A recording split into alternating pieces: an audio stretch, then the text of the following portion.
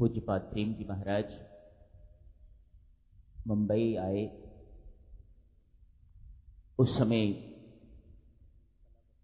श्रीमती कलावती जी यहाँ होती थी, उनके पुत्र होते थे यहाँ श्री मुरारी बहल, उनके यहाँ महाराज आए। महाराज कलावती जी को मासी जी कहते, इसलिए हम सब भी उनको मासी जी ही कहा करते। स्वर्गीय भाई ईश्वरदास जी महाराज से मिले। महाराज ने उन्हें 7 बार अपने गले लगाया।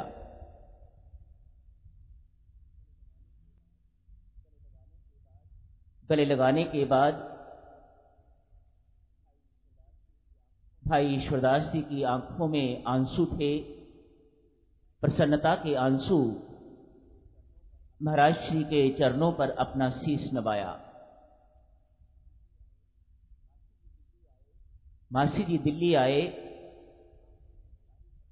आके इस सारी घटना का वर्णन किया।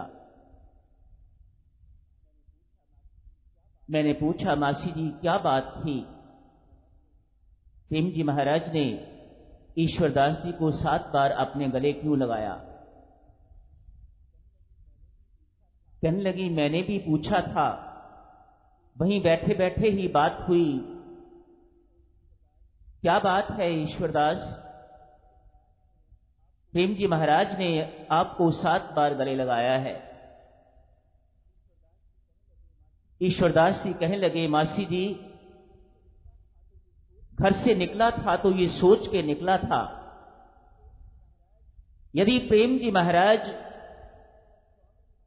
पूज्यपाद स्वामी जी महाराज के वास्तविक उत्तराधिकारी हैं तो वह मुझे 7 बार गले लगाएं।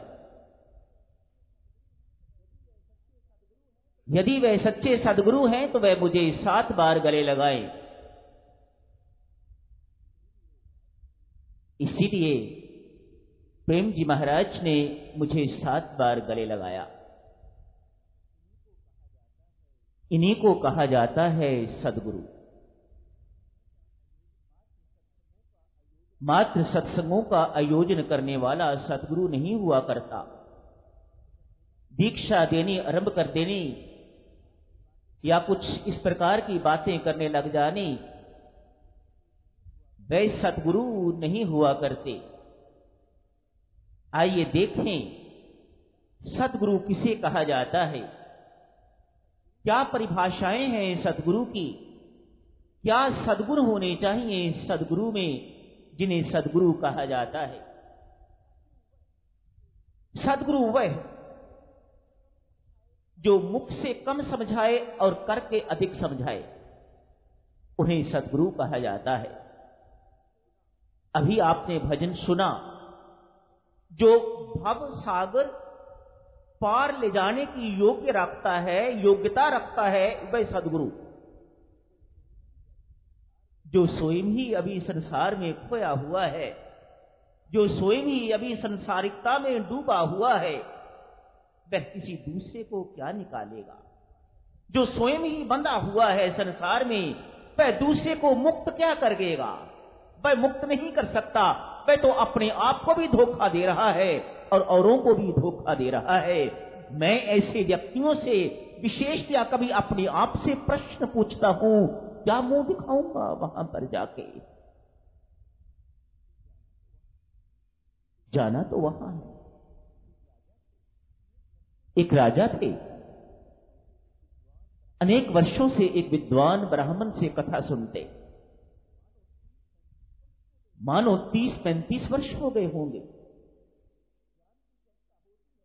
ज्ञान की चर्चा होती है, ऐसे लगता है 30-35 वर्ष सुन के ये चर्चा इस कान से निकाल ली, इस कान से सुनी और इस कान से निकाल दी, आज तक मेरे अंदर भक्ति की चिंगारी कभी तक नहीं फूटी।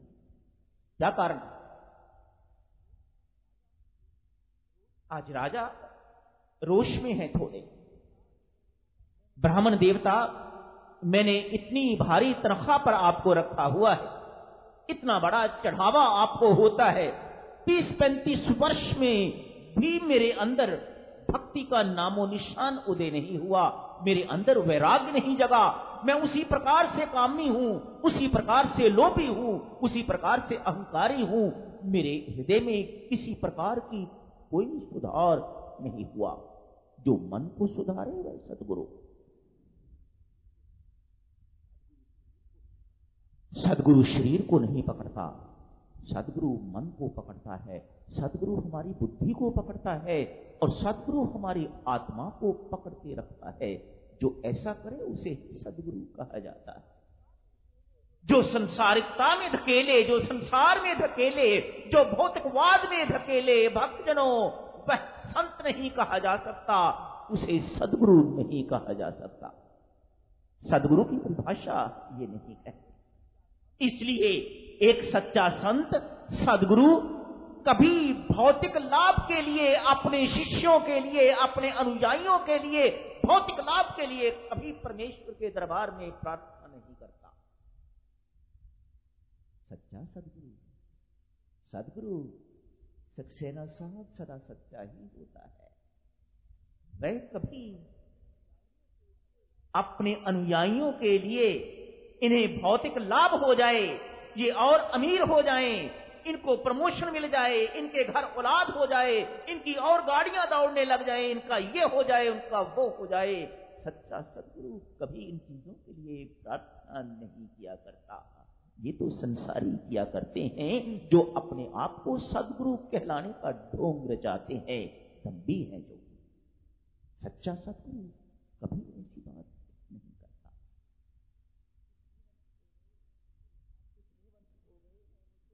इतने वर्ष हो गए हैं मुझे आपकी कथा सुनते सुनते, मेरे मन में रत्ती भर भी सुधार नहीं आया।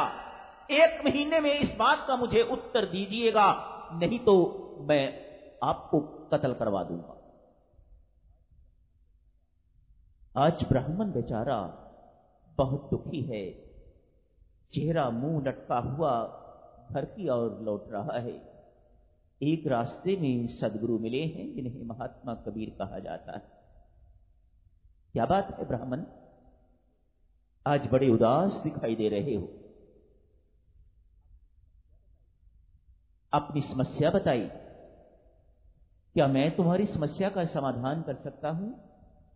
क्या मैं तुम्हारी कुछ सहायता कर सकता हूं?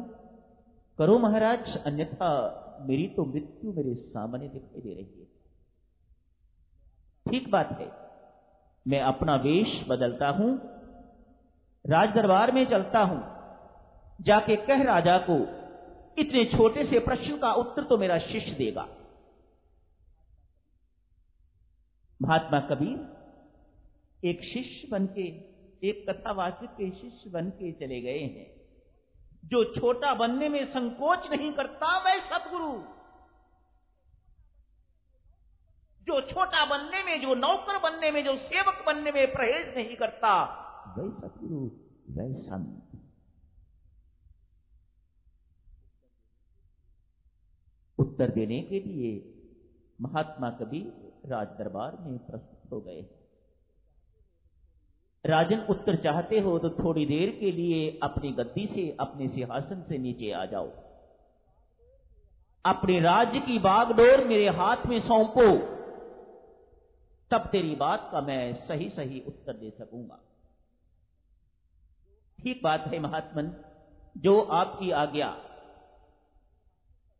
महात्मा कबीर सिंहासन पर बैठ के आज्ञा देते हैं। 2 बड़ी बड़ी रस्सियां लाइएगा, एक रस्सी से ब्राह्मण को बांध दीजिएगा और दूसरी रस्सी से कस के राजा को बांध दीजिएगा। राज सिंहासन पर बैठ के महात्मा कबीर आज्ञा करते हैं, राजन अपने कथावाचक ब्राह्मण को खोल दीजिएगा। राजा बंधा हुआ कहता है, महाराज कैसी बात कर रहे हैं, मैं स्वयं बंधा हुआ हूं तो मैं इनको कैसे खोलूं? ब्राह्मण देवता आप राजा को खोल दीजिएगा। क्षमा करें महाराज, मैं भी बंधा हुआ हूं, मैं राजा को कैसे खोल सकता हूं? महात्मा कबीर कहते हैं, राजन, मिल गया आपकी बात का उत्तर या नहीं?